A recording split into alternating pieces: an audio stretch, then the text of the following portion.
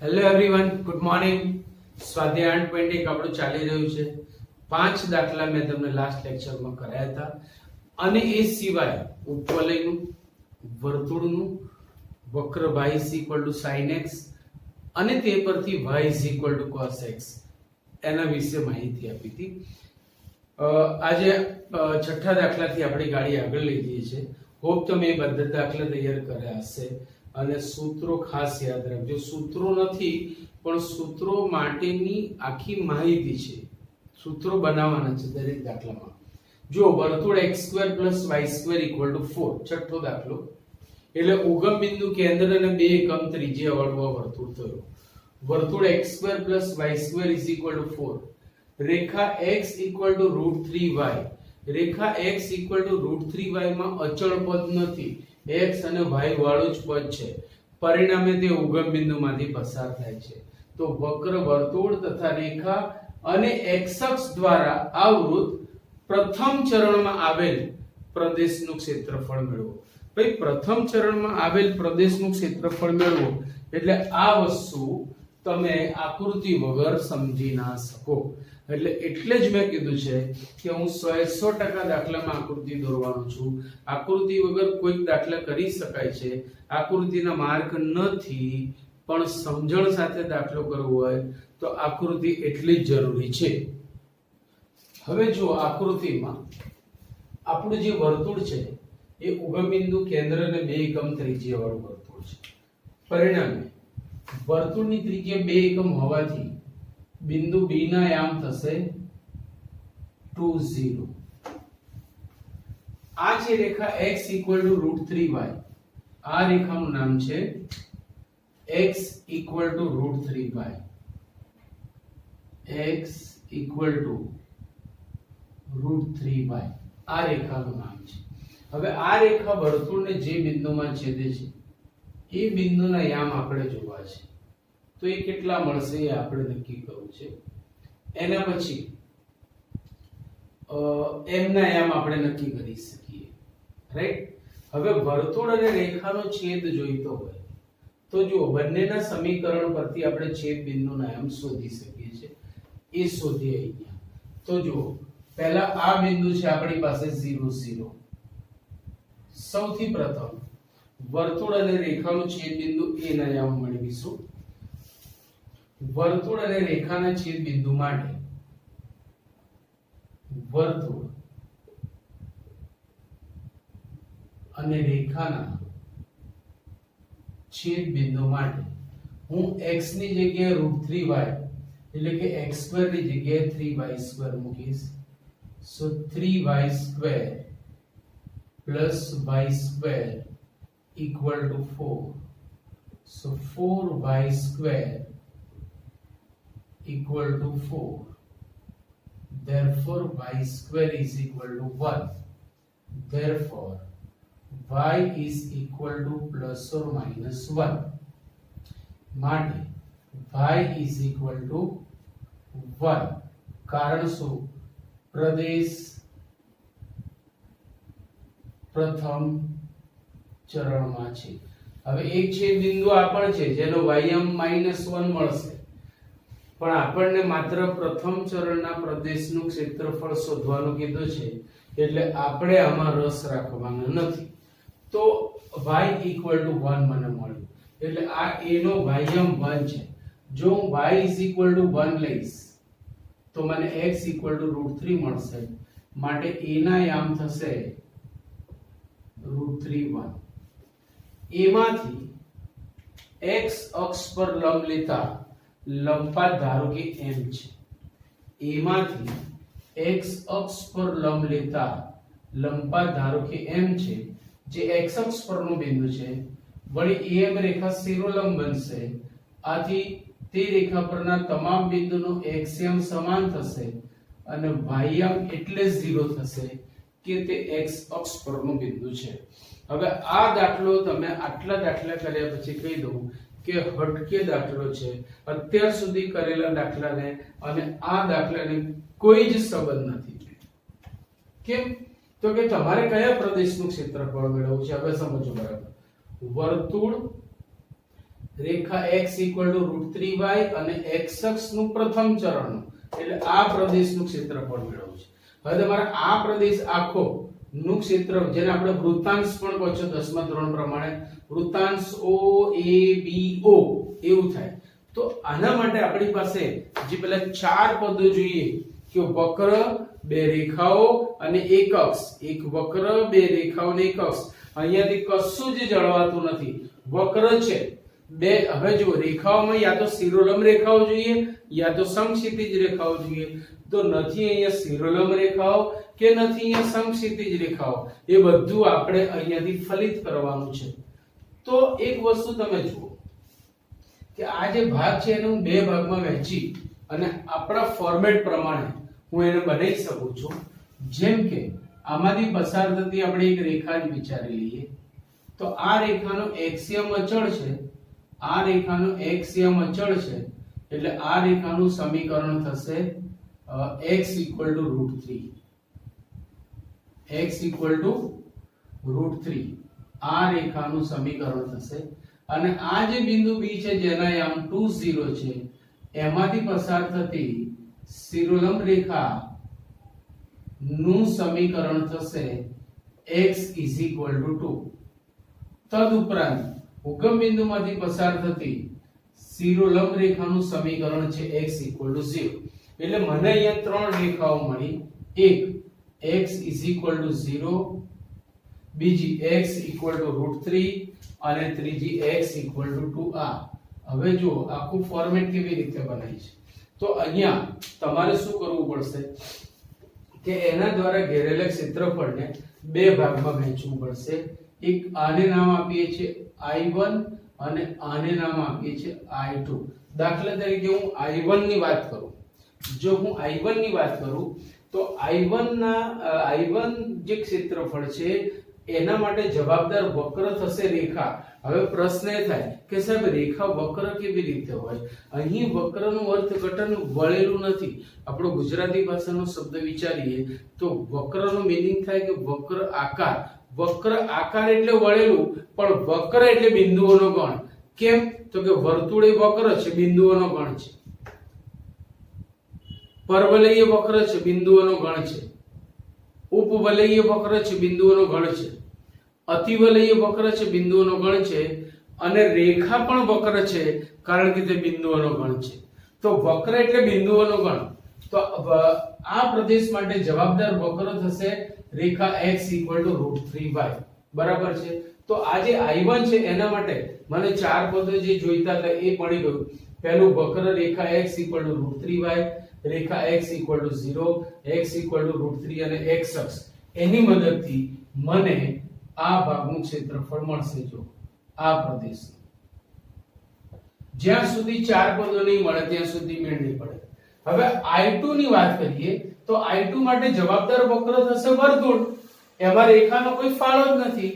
તો વર્તુળ, રેખા x √3, રેખા x = 2 અને x અક્ષ.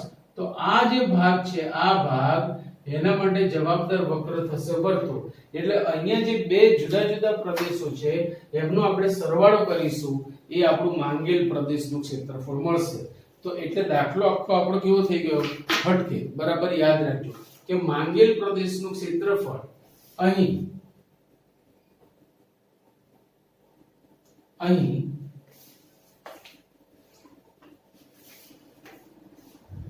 માંગેલ પ્રદેશનું ક્ષેત્રફળ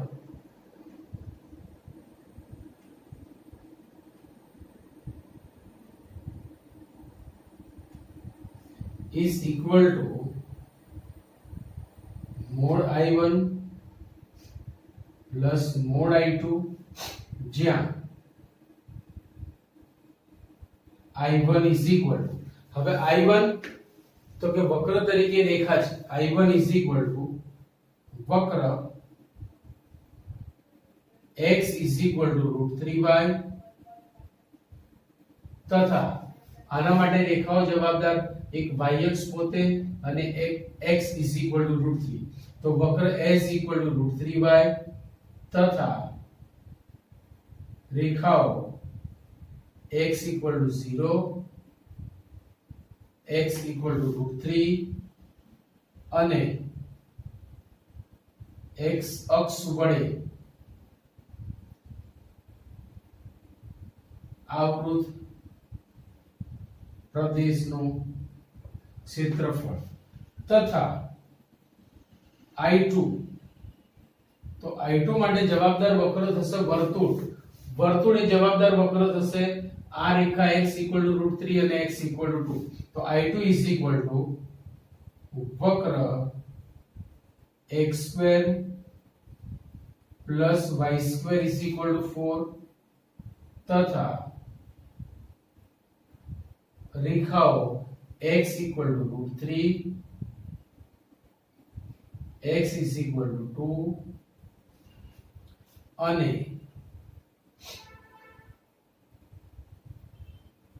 x અક્ષ વડે આવૃત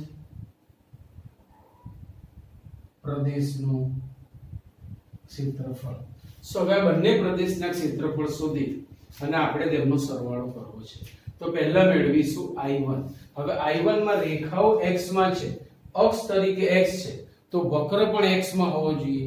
I1 માં રેખાઓ x માં છે, અક્ષ તરીકે x છે, તો વક્ર પણ x માં હોવો જોઈએ. therefore I1 is equal to integration 0 to √3. જે રેખાઓ છે એ હદ બનશે. મારે વક્રને x માં લાવવું હોય તો y dx, પણ y બરાબર શું થઈ જશે? integration 0 to 3 x upon √3 dx. હવે x upon √3 માં 1 upon √3 અચળ છે અને x નું સંકલન થશે x²/2 0 to √3 equal to 1 upon 2 √3. ચલો એક વખત x ની જગ્યાએ √3 એટલે 3 minus 0. So final answer will be 3 upon 2 √3. √3 ગયા એટલે √3/2. આ થઈ ગયું I1. આ થઈ ગયું તમારું I1. હવે I2 માટેની વાત કરીએ છીએ. I2 માટે જે વક્રનું સમીકરણ છે એમાં તમે જોશો તો રેખાઓ x માં છે, અક્ષ તરીકે x અક્ષ છે, તો વક્ર પણ x માં જોઈએ. તો વક્રને x માં લાવવા માટે હવે x² y² 4. that implies y² 4 minus x². that implies y is equal to plus or minus. that implies y is equal to, આપણે ખાલી ધન પ્રદેશ કન્સિડર કરીશું કારણ કે વક્ર પ્રથમ ચરણમાં છે. વક્ર પ્રથમ ચરણમાં છે કારણ કે વક્ર પ્રથમ ચરણમાં છે. so therefore I2 માટેની હદ કોણ બનશે? √3 થી 2 કારણ કે x √3 x 2 છે. so integration √3 to 2 y dx એટલે સીધું જ આ મૂકી દઈએ તોય ચાલે equal to integration √3 to 2 under √4 એટલે 2 square minus x² dx. આ પણ રેડીમેડ સૂત્ર છે આપણું અને એનો જવાબ બધાને આવડે જ છે. ચલો જવાબ લઈએ. x/2 રૂટ જે હોય તેનું તે ચિહ્ન સાથે a²/2 1 upon સમજીને સંકલન sin inverse x upon a √3 થી 2. હવે આખા જવાબમાં ઉપલી હદ ઓછા આખા જવાબમાં નીચલી હદ. ચલો હું x ની જગ્યાએ 2 લઉં છું. x ની જગ્યાએ 2 લીધું 2/2 એટલે 1.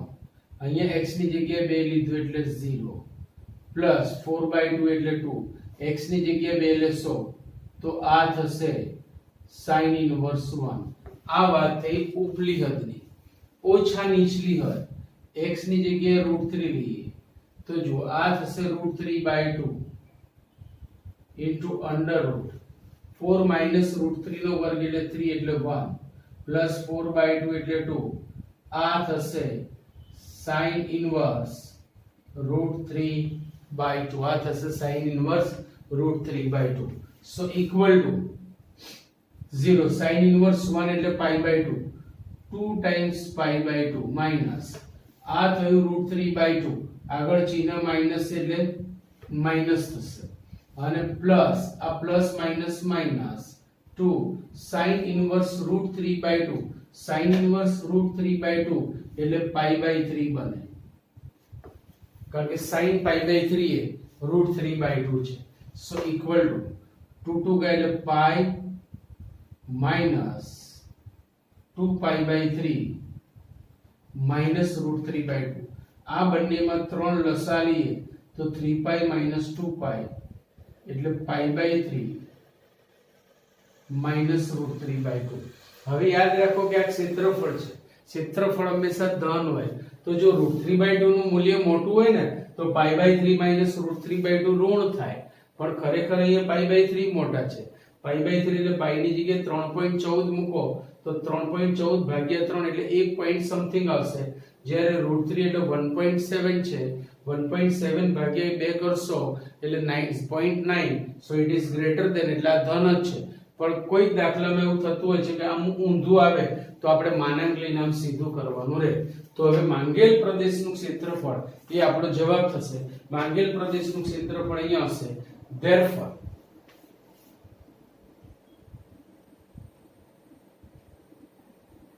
માંગેલ પ્રદેશનું ક્ષેત્રફળ is equal to mod I1 plus mod I2 is mod I1 છે root 3/2 plus I2 છે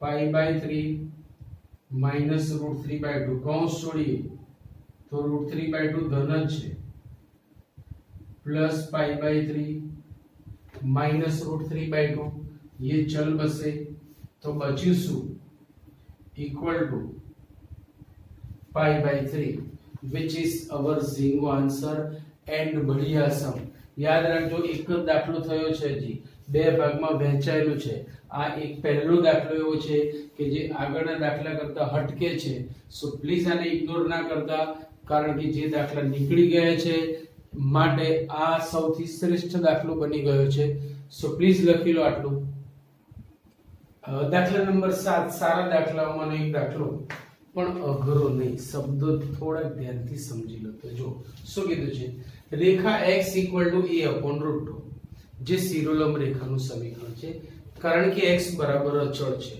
એ વસ્તુ ક્લિયર થઈ ગઈ સો રેખા x a √2 દ્વારા વર્તુળાકાર પ્રદેશ x2 y2 a2 માંથી કપાતા નાના પ્રદેશનું ક્ષેત્રફળ હવે આ વર્તુળ છે ઉગમ બિંદુ કેન્દ્ર અને એ એકમ ત્રિજ્યા વાળું વર્તુળ છે આ વર્તુળને રેખા x a √2 કાપે છે એટલે બે ભાગ બનશે એક આખો આ પ્રદેશ અને બીજો આ પ્રદેશ તો આ બંને ભાગમાં નાનો પ્રદેશ કયો થયો ઓબ્વિયસ નાનો પ્રદેશ આ થયો બીજો ભાગ તો દેખાવમાં જ કહી શકાય ગણતરી કર્યા વગર જ આપણે કહી શકીએ છીએ કે મોટો છે બરાબર આ પ્રદેશનું ક્ષેત્રફળ શોધવું છે હવે આ પ્રદેશનું ક્ષેત્રફળ શોધવા માટે આપણી પાસે ચાર વસ્તુ હોવી જોઈએ એક વક્ર બે રેખાઓ એક અક્ષ વક્ર રેખાઓ અક્ષ બરાબર યાદ રાખજો તો એક રેખા x a √2 છે બીજી રેખા એ a0 માંથી પસાર થતી શિરોલંબ રેખા વિચારીએ તો તે થશે શિરોલંબ રેખા a0 માંથી પસાર થતી શિરોલંબ રેખા વિચારીએ તો તે થશે x a હવે આપણું ફોર્મેટ શું કહે છે ભાઈ આપણું ફોર્મેટ એવું કહે છે કે તમારી પાસે વક્ર બે રેખાઓ અને અક્ષ હોવી જોઈએ જો રેખાઓ x માં છે અક્ષ તરીકે x છે તો વક્ર x માં હોવો જોઈએ. જો રેખાઓ y માં છે, અક્ષ તરીકે y છે તો વક્ર પણ y માં જોઈએ. હવે અહીંયા રેખાઓ મારી પાસે x માં છે, હું x અક્ષનો ઉપયોગ કરી શકું છું અને વક્રને x માં પણ લઈ શકું છું. જો મારે x અક્ષની સાપેક્ષે વાત કરવી હોય તો આપણો બીજો નિયમ શું કહે છે? પહેલો નિયમ તો આ ચાર મુદ્દાઓ જોઈએ. બીજો નિયમ શું કહે છે કે તમને અક્ષની કોઈ એક જ તરફનું ક્ષેત્રફળ મળે. જો તમે x અક્ષની સાપેક્ષે વાત કરશો તો યા તો ઉપરના અર્ધતલનું ક્ષેત્રફળ મળશે યા નીચેના અર્ધતલનું. પણ અહીં તમે જોશો તો વર્તુળ એ સમમિત રચના છે. વર્તુળ એ સમમિત રચના છે, પરિણામે ઉપર અને નીચેના પ્રદેશનું ક્ષેત્રફળ એક સરખું જ આવશે. આથી કોઈ એક ભાગનું ક્ષેત્રફળ મેળવી તેને જો 2 વડે ગુણવામાં આવે તો સમગ્ર વક્રથી આવૃત પ્રદેશનું ક્ષેત્રફળ મેળવી શકાય.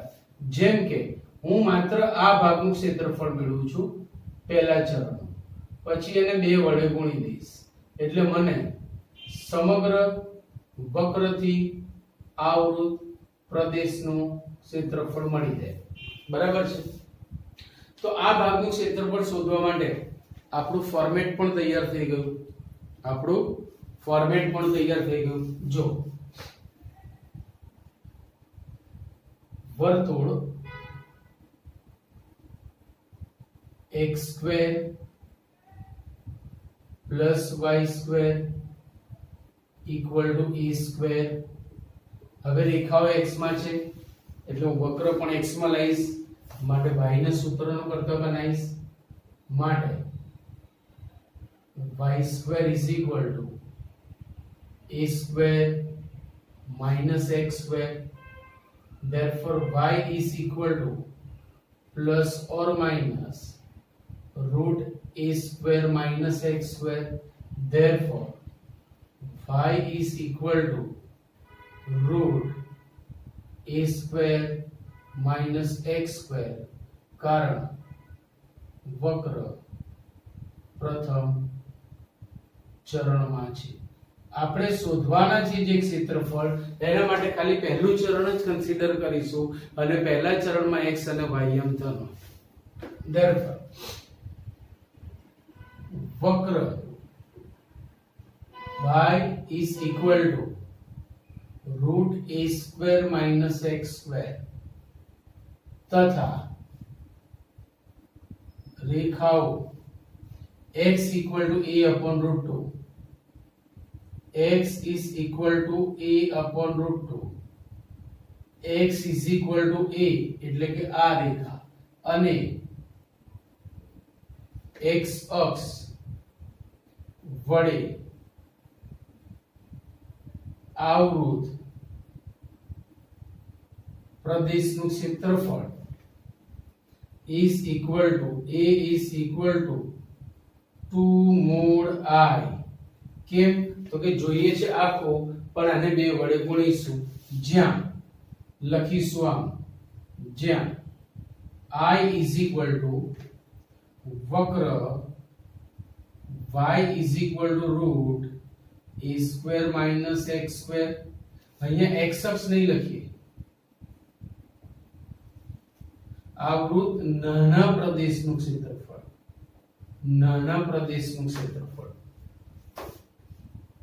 આ પણ નહીં લઈએ. વક્ર તથા રેખા x equal to a upon root 2 વડે આવૃત નાના, અહીંયા નાના ઉમેરી દઈએ અને અહીંયા આ વસ્તુ લઈશું. વક્ર y is equal to root a² minus x² તથા રેખાઓ x is equal to a upon root 2, x is equal to a અને x અક્ષ વડે આવૃત પ્રદેશનું ક્ષેત્રફળ એ I થશે. therefore I is equal to, હવે જો શિરોલંબ રેખાઓ છે સંકલનની હદ બનશે. therefore I is equal to integration a upon root 2 to a અને વક્ર છે root a² minus x² dx. વક્ર છે root a square minus X square dx equal to આનું સૂત્ર તો આપણી પાસે છે જ readymade x by 2 root as it is a square minus X square ચિહ્ન સાથે a સ્ક્વેર બાય 2 1 અપોન સમજીને સંકલન sin inverse x upon a by root 2 to a. હવે આખા જવાબમાં x ની જગ્યાએ ઉપલી હદ ઓછા આખા જવાબમાં x ની જગ્યાએ નીચલી હદ ઇક્વલ ટુ, ચલો પહેલા ઉપલી હદ આપીએ છે મતલબ a મૂકીશું તો x ની જગ્યાએ a by 2 root a square minus a square 0 plus a square by 2 sin inverse 1 ઉપલી હદની વાત પૂરી થઈ માઈનસ નીચલી હદ x ની જગ્યાએ a બાય રૂટ 2 એટલે a અપોન 2 રૂટ 2. અહીંયા x ની જગ્યાએ a બાય રૂટ 2 મૂકશો એટલે a સ્ક્વેર બાય 2 થશે. a square minus a square by 2 એટલે a સ્ક્વેર બાય 2 એટલે a અપોન રૂટ 2 બચી જશે plus a square by 2 sin inverse x ની જગ્યાએ a અપોન રૂટ 2 મૂકશો તો a ઉડી જશે અને 1 અપોન રૂટ 2 બચી જશે. યાદ રાખજો. સો ઇક્વલ ટુ ये बना 0 sin इनवर्स 1 એટલે પાઈ બાય 2 તો a સ્ક્વેર બાય 2 ઇન્ટુ પાઈ બાય 2 આગળ માઈનસ એટલે બંને પદો માઈનસ થશે so minus root 2 into root 2 એટલે 2 2 ઇન્ટુ 2 એટલે 4 આ થશે a સ્ક્વેર બાય 4 અને આની આગળ પણ માઈનસ છે માઈનસ a સ્ક્વેર બાય 2 અને sin ઇનવર્સ 1 upon root 2 એટલે જ પાઈ બાય 4. બધામાંથી a સ્ક્વેર બાય 4 કોમન નીકળશે. જો બધામાંથી a square by 4 a square by 4 a square by 4 મેં કોમન લઈ લીધું તો હવે અહીંયા શું બચશે a સ્ક્વેર બાય 4 આવી ગયું એટલે pi minus a square by 4 આવી ગયું એટલે 1 માઈનસ a સ્ક્વેર બાય 4 નીકળી ગયું એટલે પાઈ બાય 2. પાઈ માંથી પાઈ બાય 2 બાદ થાય તો પાઈ બાય 2 જ રહે. So a square by 4 into pi by 2 minus 1. Pi by 2 એટલે 1.57 એટલે ઓબ્વિયસ 1 કરતા મોટો છે એટલે આ જ સ્વરૂપ રહેશે પણ હજી એને 2 વડે ગુણવાનું છે માટે માંગેલ ક્ષેત્રફળ કારણ કે આપણને 2i મળશે માંગેલ ક્ષેત્રફળ is 2 mod I is 2 mod a square by 4 into pi by 2 minus 1. pi by 2 minus 1 धन है ये 2 जाएगा तो आंसर आएगा a square by 2 into pi by 2 minus 1 which is our zero answer. આમ बढ़िया सम છે સહેલો છે પણ થોડુંક ધ્યાન રાખવાનું છે કારણ કે ઉપર નીચેનું ક્ષેત્રફળ જોઈએ છે એ જ ભૂલથી એકલું અડધું શોધીને આપતા નહીં તો લખી લો ઝડપથી આટલું. આ પણ એક વન ઓફ ધ बढ़िया દાખલો છે સહેલો દાખલો થોડોક ધ્યાનથી કરવો પડે એવો. રેખા x ઇક્વલ ટુ a એ વક્ર x ઇક્વલ ટુ y² એટલે કે y² ઇક્વલ ટુ x અને રેખા x ઇક્વલ ટુ 4 વડે આવૃત પ્રદેશના ક્ષેત્રફળનું બે સમાન ભાગમાં વિભાજન કરે છે તો એ શોધો. ચલો આ છે વક્ર y² ઇક્વલ ટુ x એટલે પરવલય. હવેથી તમે પરવલયને બહુ સારી રીતે ઓળખતા હશો. અહીં x સુરેખ છે એટલે x અક્ષ પરવલયની અક્ષ બનશે. x નો સહગુણક ધન છે એટલે અક્ષની ધન દિશા પરવલયની દિશા બનશે. તો આકૃતિ વગર આપણે આગળ જવાના નથી એ નિશ્ચિત છે કારણ કે આકૃતિ દોરશો એટલે તમારું અડધું કામ પૂરું થઈ જશે. જવાબ ખોટો આવવાના ચાન્સીસ નહીં રહે. જો ઉગમ બિંદુ શિરોબિંદુ x અક્ષ પરવલયની x અક્ષની ધન દિશા પરવલયની દિશા એટલે આપણો પરવલય આવો છે. આપણો પરવલય આવો છે. આ છે y² is equal to x. હવે રેખા x equal to 4 ની વાત કરીએ તો રેખા x equal to 4 ધારો કે આ છે રેખા x = 4. તો હવે આ એવું કહે છે કે વક્ર પરવલય અને રેખા x = 4 થી જે પ્રબંધ પ્રદેશ બને છે એનું આ રેખા x = એ સમાન ભાગમાં વિભાજન કરે છે. એનું રેખા x = a એ સમાન ભાગમાં વિભાજન કરે છે. સો ઓબ્વિયસ રેખા x = a અહીંયા ક્યાંક વચ્ચેથી પસાર થતી હશે.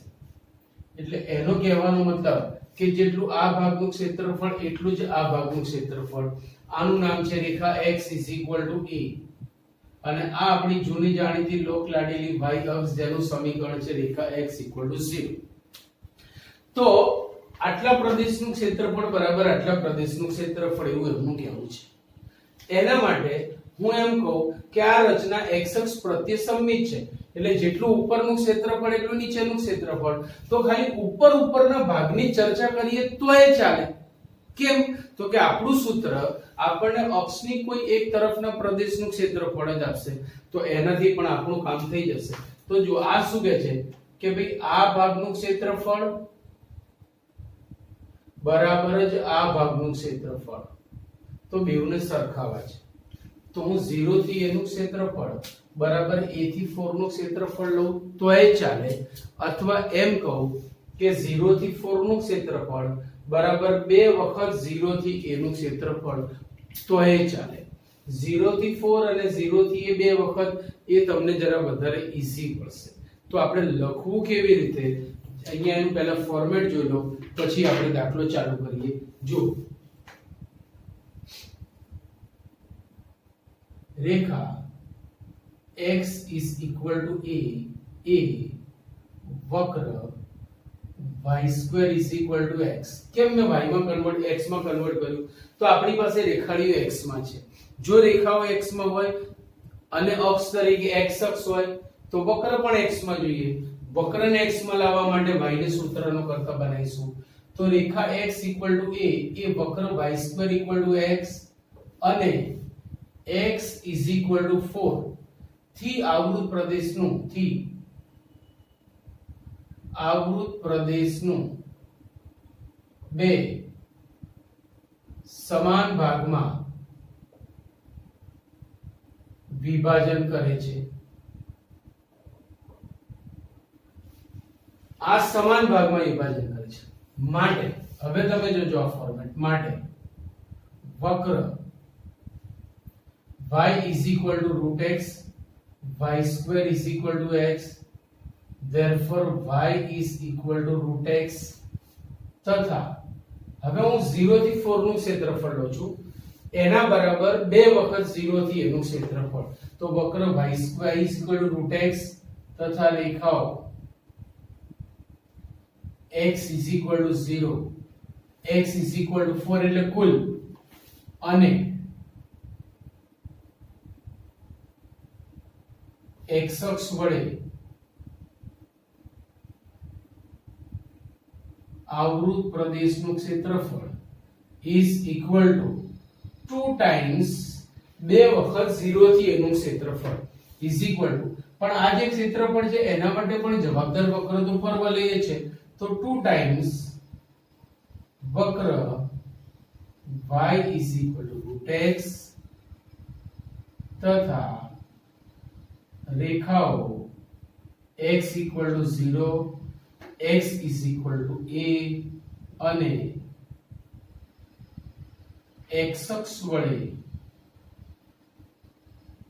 આવૃત પ્રદેશનું ક્ષેત્રફળ. x અક્ષ વડે આવૃત પ્રદેશનું ક્ષેત્રફળ. તો જુઓ આનું ક્ષેત્રફળ બરાબર 2 વખત આ. તો આની વાત કરીએ તો શું થશે? ઇન્ટિગ્રેશન ક્યાંથી ક્યાં 0 થી 4 વક્ર કયો છે y = √x તો √x dx = 2 ટાઈમ્સ ઇન્ટિગ્રેશન ક્યાંથી ક્યાં તો રેખાઓ છે 0 થી a વક્ર એનો એ છે એટલે કે √x dx. સમજી ગયા એટલું? આનાથી ફાયદો એ થશે કે એ તમને એક જ બાજુએ મળશે. યાદ રાખજો.